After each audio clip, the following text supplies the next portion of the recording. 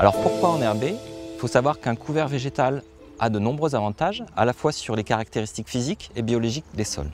En premier lieu, il va y avoir une couverture végétale du sol, donc une protection contre les phénomènes d'érosion hydrique et éolienne.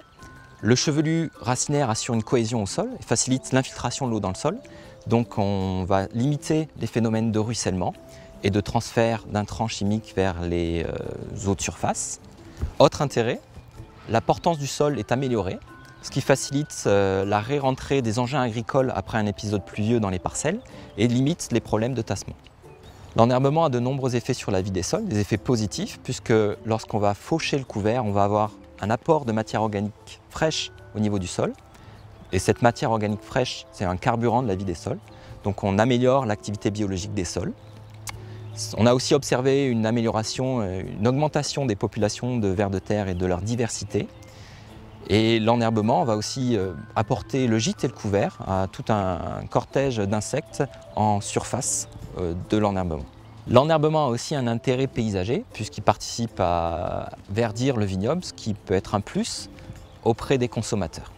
Dans un contexte de changement climatique, l'enherbement a aussi des intérêts puisqu'il va permettre d'augmenter à long terme le taux de matière organique des sols, donc participer au stockage du carbone dans les sols, et en quelque sorte atténuer le changement climatique.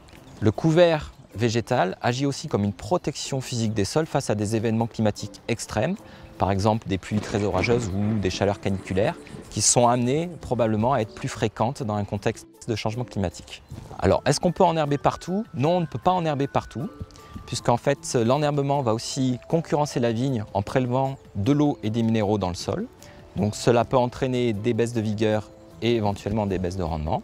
Donc il faudra bien raisonner son enherbement en fonction du sol, de la parcelle, de ses objectifs de production. Et un des premiers critères, ce sera de choisir la surface à couvrir par l'enherbement, de façon à limiter un niveau de concurrence.